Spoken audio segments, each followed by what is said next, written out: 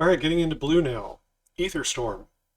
Ether Storm is an enchantment for 4 mana. It's got really cool art by Mark Tedden. Creature spells can't be cast. Um, anyone can pay 4 life to destroy Ether Storm and it can't be regenerated. The way you usually will see Ether Storm be played in this format, if you're at parity with the opponent or if you're ahead on board, you'll play Ether Storm. The opponent will pay the 4 life to destroy it. So it kind of just acts as a 4 damage sorcery speed damage to the face if you're at parity or ahead on board. If you're behind, then this card probably is unplayable when you're behind. Or it's just going to be 4 damage and doesn't affect the board state. So it's a little bit of reach to the opponent's life total. If the opponent gets down to 4 or less life, then you could lock them out of the game with this card. It's pretty bad, but it is a way to deal damage to the opponent. I'm going to give this a 1. Right, dealing damage to the opponent's face, it's at least a consideration. And there is the chance that if they get to a very low life total, it could lock them out.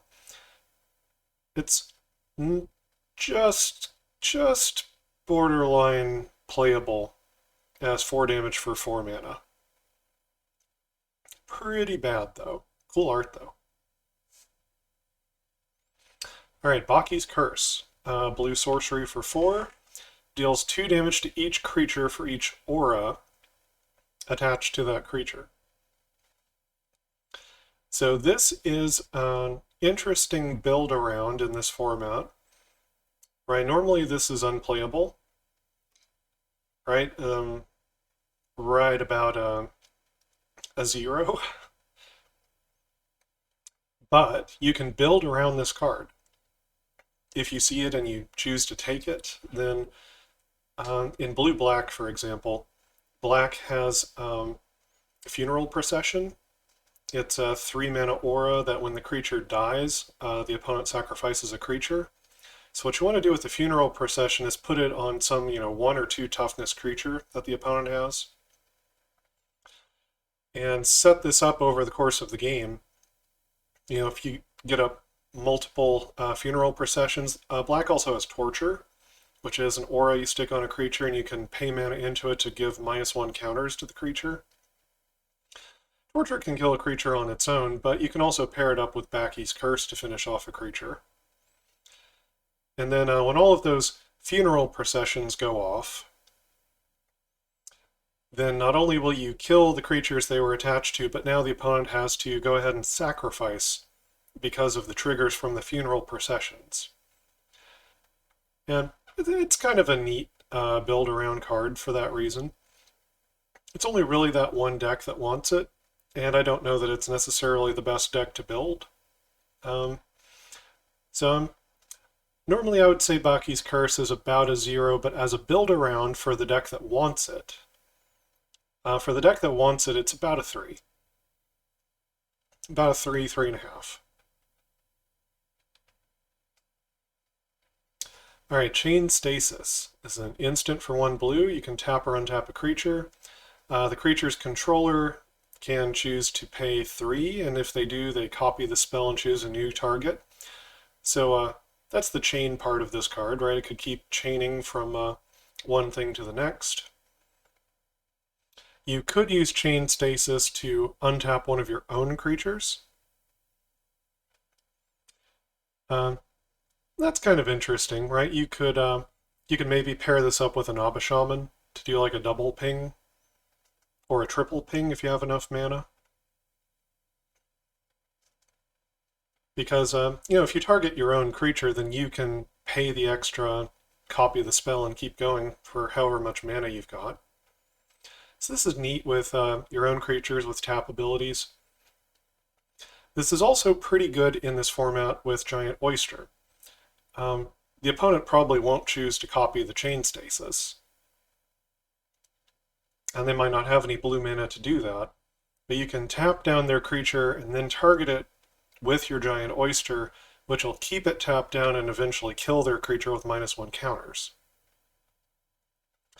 For that reason, I think Chain Stasis is relatively playable in this format. I don't think it's the worst. I think it's got some interesting deck building applications. So I'm going to give Chain Stasis a 2.5 here. For the kinds of things that Blue wants to do, I think that a lot of the time it is going to make it into your deck.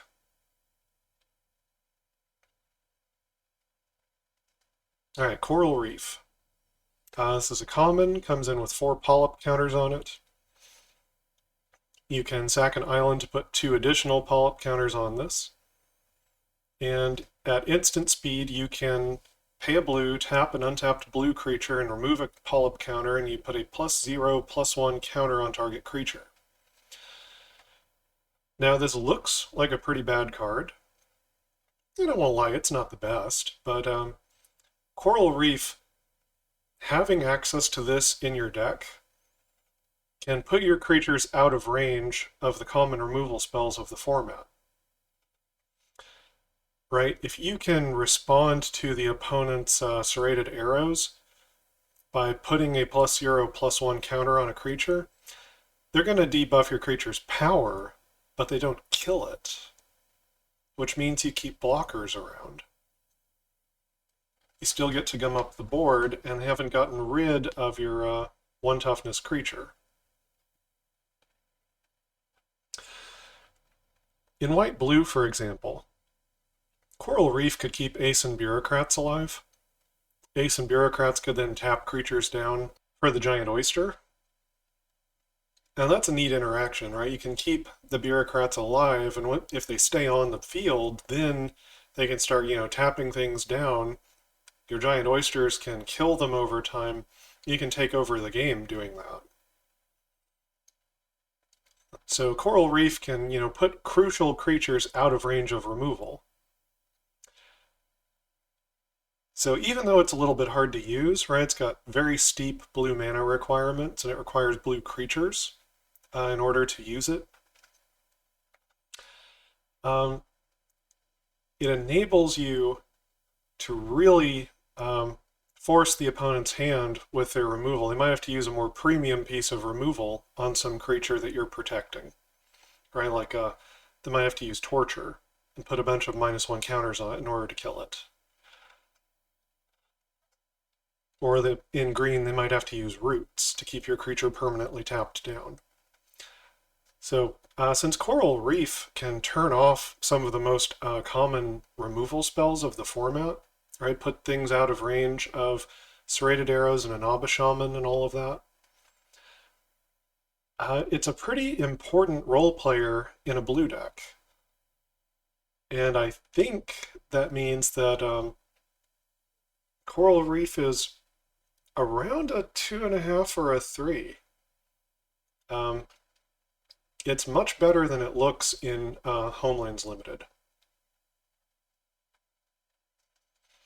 All right, Dark Maze.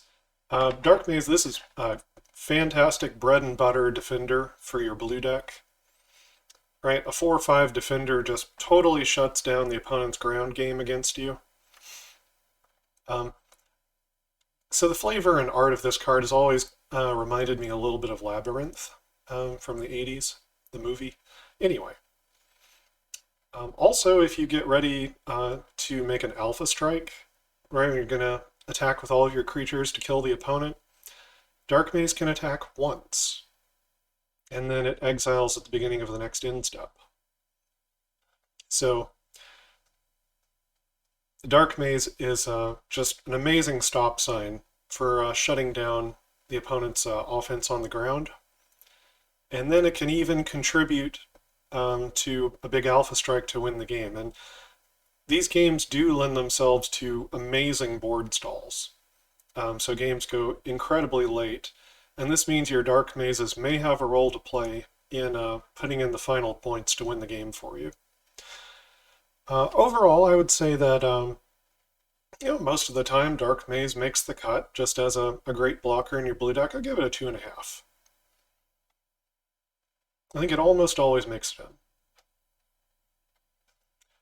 in. Forget, this is a rare sorcery for 2 blue.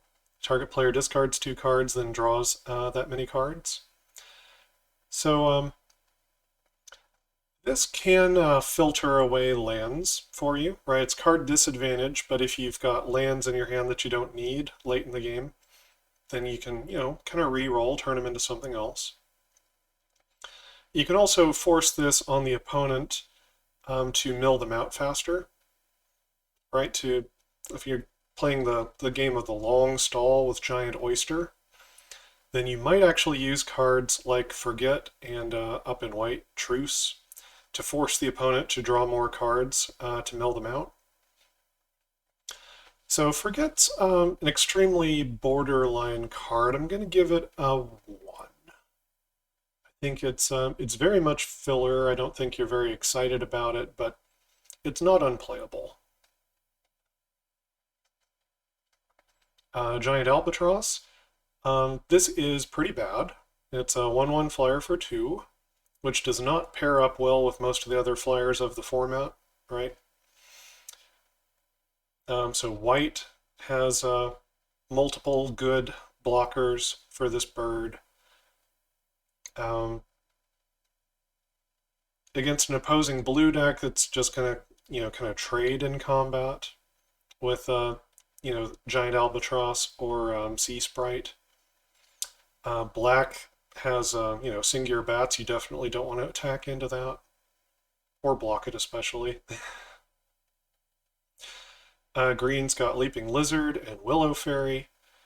And then there's the artifact creature Roterothopter. Giant Albatross is pretty bad unless you have Soraya the Falconer in white, in which case Giant Albatross suddenly becomes one of the key cards of your deck if you're building the bird deck.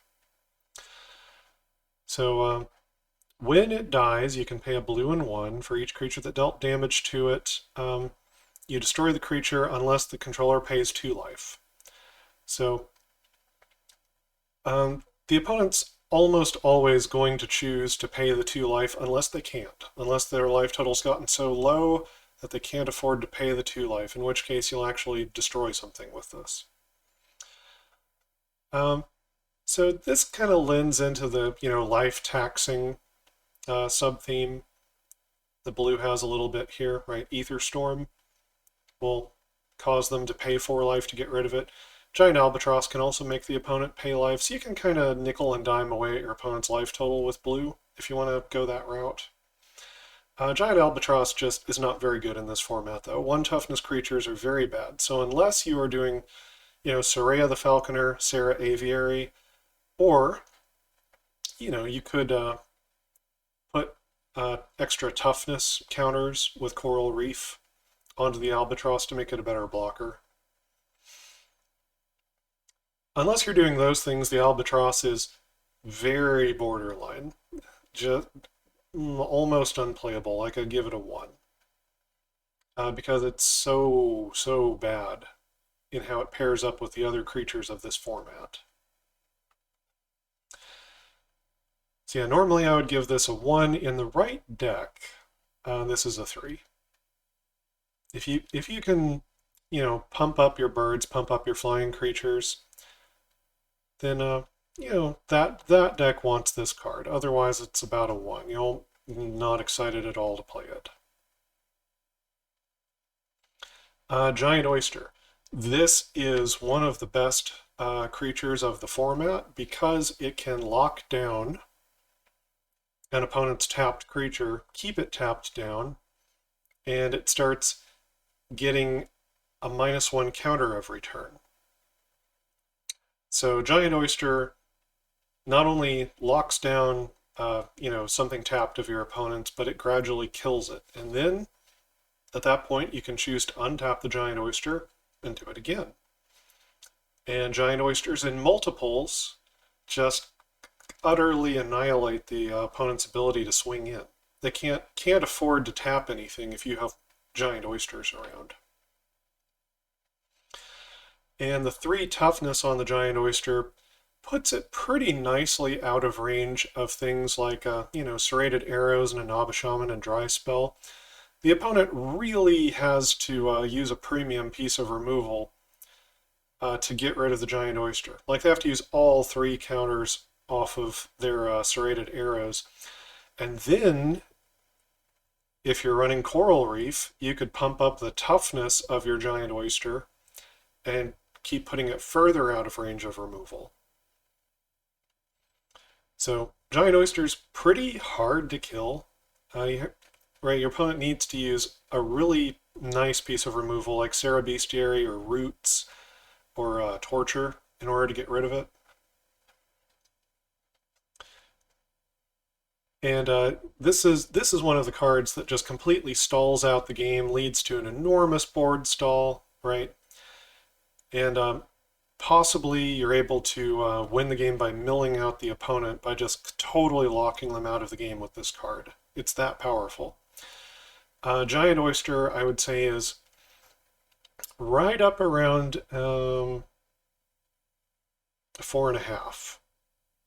It's one of the most defining cards of the format in terms of just totally shutting down the game. So it's not unbeatable, but it is a bomb in this format. It's incredibly powerful.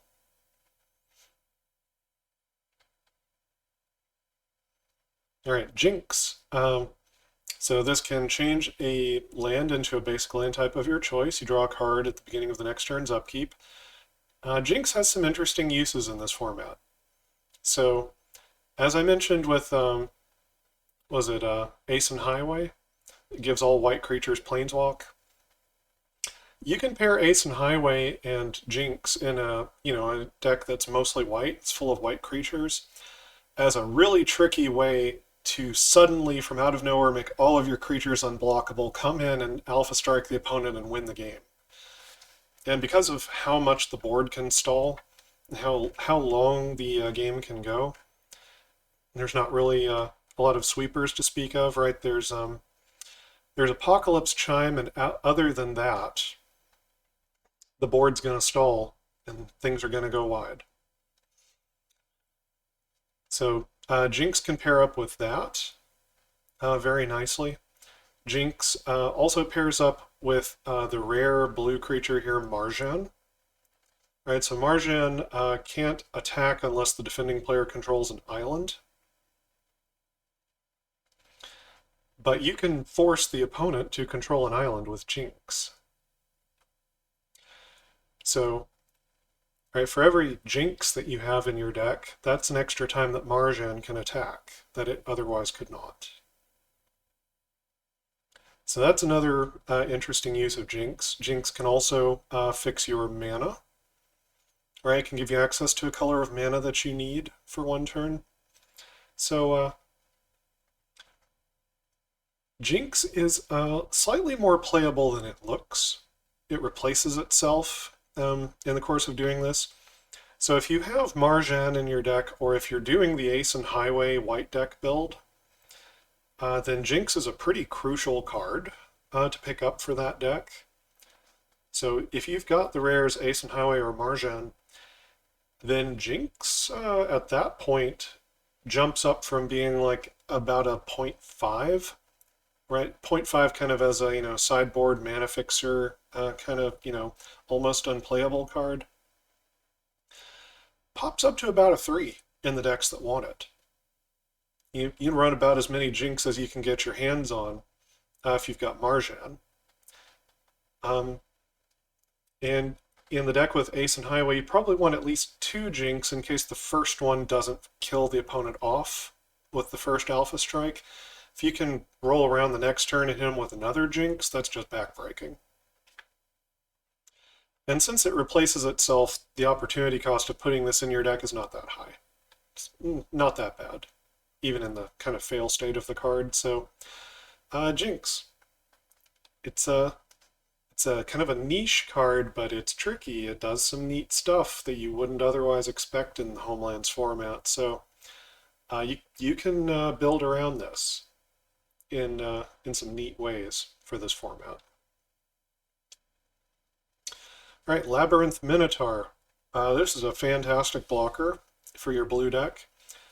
Can technically attack, right? So if you think that you're going to finish the opponent off with damage, then it can get in there. But it's a 1/4 for 4.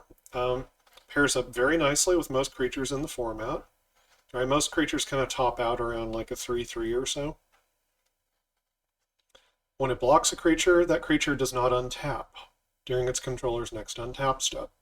So not only does it blunt an attack, but it blunts the next attack.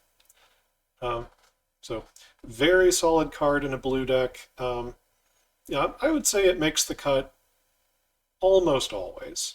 Almost always. You know, if you have, 10 giant oysters, you don't run this over a giant oyster, but I'll give it a 2.5. I think Labyrinth Minotaur almost always makes the cut in the deck. Marjan, this is rare. So this is an 8/8 Serpent for 7 mana. This is the largest creature in Homelands. It does not untap during your untap step, but it does enter the battlefield untapped. You can pay 2 blue and sack a creature to untap Marjan. You can only do this during your upkeep. Marjan can't attack unless the defending player controls an island. So if the opponent happens to have islands, if they happen to be a blue deck, then that's great for you, obviously. Marjan's not even legendary, so if you are lucky enough to get more than one copy of Marjan, you can run all of them. And if your opponent happens to be blue, then this is going to be crushing against them. You can also turn on your Marjans with Jinx as a way to get it to attack. But it's useful even if it can't attack. So you can pay 2 blue. It gets -1/-0 until end of turn, and it deals 1 damage to an attacking creature without flying. So for every 2 blue mana that you have open, this can deal a damage to a attacking creature without flying. So, by the time you cast Marjan, you've got 7 mana. If 6 of it is blue, you can deal 3 damage to attacking creatures without flying. And that is enough to kill most of the creatures in the format that'd be attacking you on the ground. Marjan's incredibly powerful. 8/8's big enough to block anything that you need to on the ground. It can, deal damage directly to things that are attacking without flying on the ground. So this is such an amazing, defensive play in the blue deck. And there are ways like Jinx that you can also turn it into an offensive play as well. So, and then if you control no islands, you sacrifice Marjan, which isn't really a big consideration for limited in this format. Just don't sacrifice all of your islands to, the coral reef, and you're good. So yeah, Marjan is a bomb.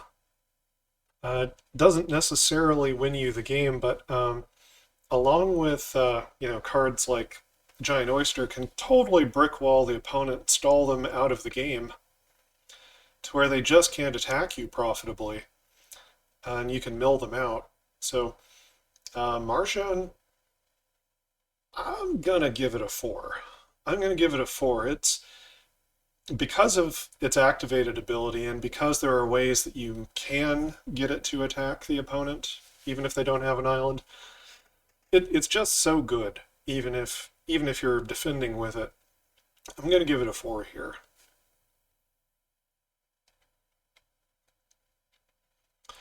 Memory Lapse. So this is a great spell. It's not just a tempo play. You're actually stopping your opponent from seeing new cards while you're casting Memory Lapse, and meanwhile, you're still seeing new cards as the game's progressing. So you can stunt the opponent, right? The one-for-one card exchange here. If what you're trying to do is mill out the opponent, then Memory Lapse is not as crucial for you. It doesn't really contribute to that game plan especially. If you're not trying to mill out the opponent, then this is a great play in your blue deck, and I'd say that's about a 3, right, for limited. Just counters anything, and they goes back to the top of their library. It's good. It's good. It's like part tempo play, part real counterspell. I think if you're the blue deck, you almost always include it, right, if it's in your card pool. I'll give it a 3. It's even better in constructed. It's crazy with constructed applications, but it's good for limited. Merchant Scroll. So Merchant Scroll, this very much depends on the blue instance you have in your deck, which is pretty much confined to Memory Lapse and Jinx. You might possibly also have Chain Stasis. Which Chain Stasis, if you have some creatures with interesting tap abilities, could be like a combo that you get in the really late game that maybe you want Merchant Scroll to go fetch up for you. So that's a consideration, right? Like you could Chain Stasis with Rebecca, Wizard Savant, force her to untap a lot and just shoot down a bunch of the opponent's creatures all at once. So there are some niche applications for Merchant Scroll that exist in the format. But if all you're doing with Merchant Scroll is just fetching up memory lapses, yeah, I really don't know if that's a great use of it. Merchant Scroll's alright. Has some applications, it's not useless. Feels like if you don't have a specific combo for it, then it's a little bit of a filler card. So I'm going to give Merchant Scroll like a 1.5. Alright, Mystic Decree. This is a rare, it's a world enchantment. So there can only be one world enchantment between you and the opponent both. If you play this, you'll destroy the opponent's world enchantment. If they play one, it'll destroy this. So all creatures lose flying and island walk. I don't think there's any island walk in Homelands. There is plenty of flying. So if the deck that you're trying to build is a blue deck to stall out the opponent and mill them out, Mystic Decree would go very well into that deck. You can force all of the flying creatures to the ground. The ground can be just kind of stalled out forever, especially in blue. Right, you've got Dark Maze and all of that. So Mystic Decree can kind of make sure that the opponent never manages to threaten your life total. And you can just use Giant Oysters. And a couple effects, like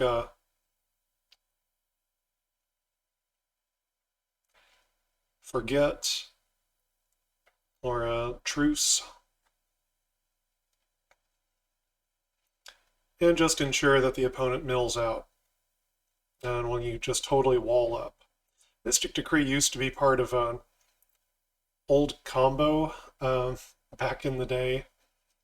I think there was a white card called Island Sanctuary, where it said only creatures with flying and island walk can attack you.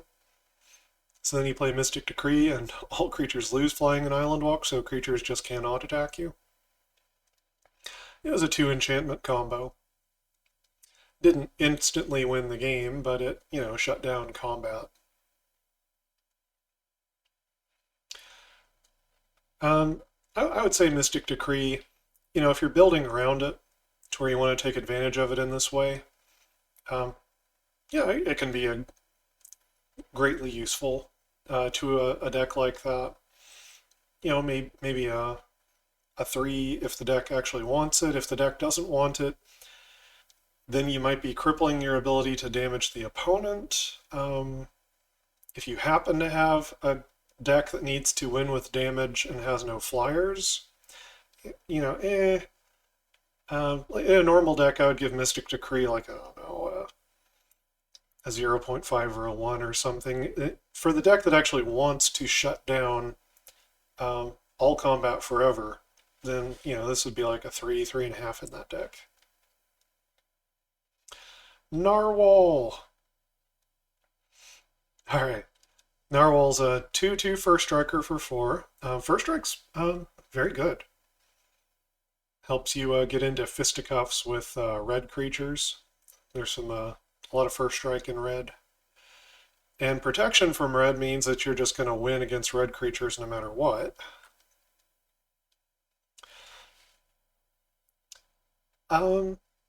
This creature is fine. It's a very strong defensive play. Could be offensive against a red deck, right? Can't block it. Mostly, though, I consider this a very strong piece of defense because of the first strike. And the protection from red's nice. I think if you're in blue, this card probably makes your deck the vast majority of the time. I'll give it I'll give it a 3. Yeah, it's a nice creature to have in there. All right, Reef Pirates. So this is kind of a filler card. There's not a lot of 3-drops in blue.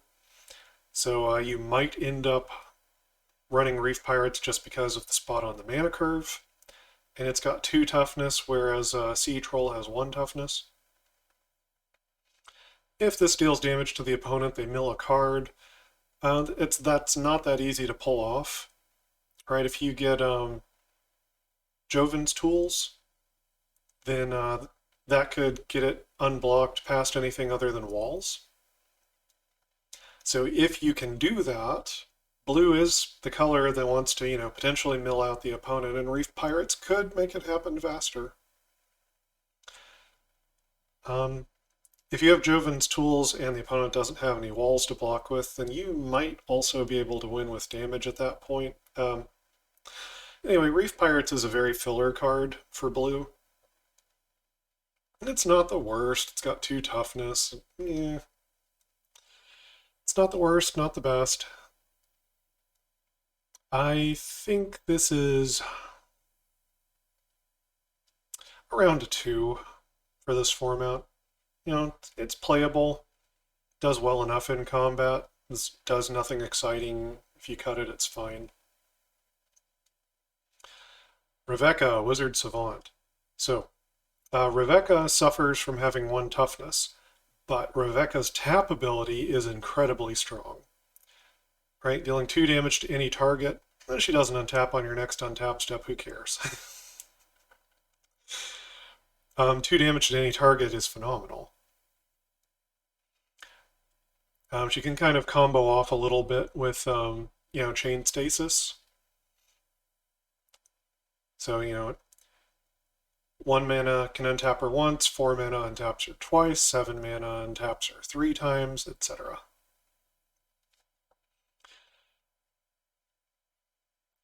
So Rebecca's very good.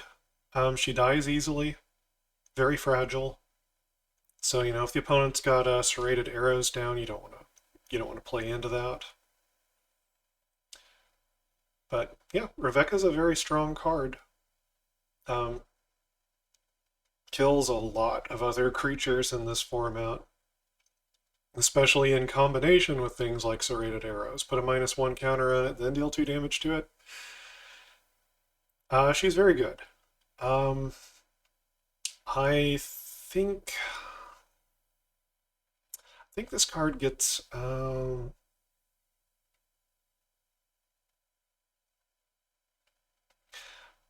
man, it's just she's so fragile is the only problem.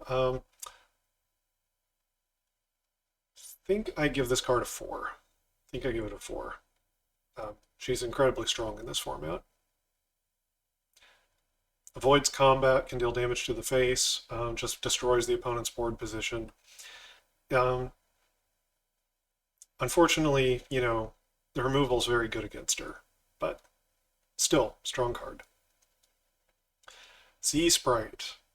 Alright, so Sea Sprite dodges a Naba Shaman. Sea Sprite dodges Evaporate in red. However, Sea Sprite is also fragile in that it dies to Serrated Arrows, dies to Dry Spell, dies to Grandmother Singear. Sea Sprite's kind of it's better than Giant Albatross, unless you're doing the Birds deck. But Sea Sprite, interestingly enough, is a fairy, and green has a Fairy Lord at rare, which pumps toughness and can tap to pump power. And that toughness pump makes this a much better card. So if you're in green, you pick up Fairy Noble. Then at that point, you might want to pick up any Sea Sprites that you see out of blue to make a fairy deck. Most of the fairies are green, but this is a pretty good one.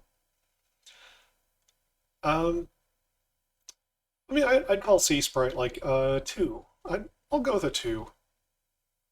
Yeah, you're not sad to play it exactly. It's good against red. You're also not sad to cut it.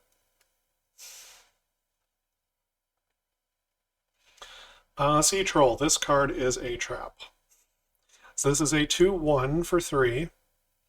In a lot of formats, a 2-power creature for 3 could at least be counted upon to trade in combat. It only regenerates if it blocked or was blocked by a blue creature. It has to be in combat with a blue creature in order to regenerate. And that's not that easy to do. In this format, most of what blue does is, keep your creature tapped down forever and put -1 counters on it with Giant Oyster. So, Sea Troll dies to pretty much everything in this format with its 1 toughness. It's a really forgettable card. I'll give it a 1. It's not useless. It has some board presence, but it's bad. It's bad, and it's probably going to get cut from your final deck. Alright, Wall of Kelp. So this is a plant wall. It's a 0/3. Has Defender. So 3 toughness for 2. Blocks pretty nicely. And you can pay 2 blue and tap and create a 0/1 blue plant wall creature token with Defender named Kelp. So, and that's at instant speed. This is a creature factory.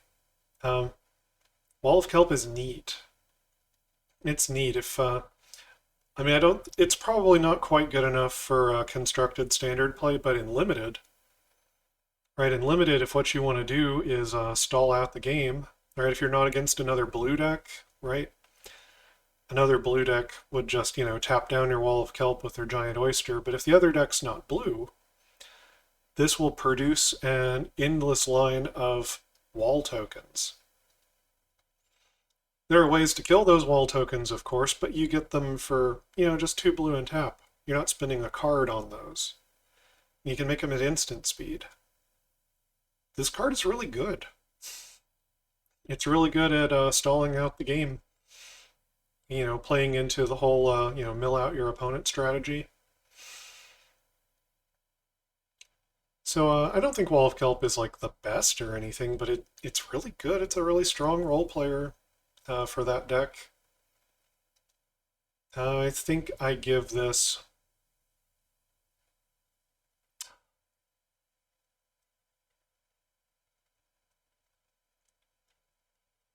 I think I give it a 3. I mean, the double blue, right? That's an intense, single color cost, but most of the set is like that. The single color mana commitments are very intense in Homelands. I think Wall of Kelp gets a 3. It's either 2.5 or a 3.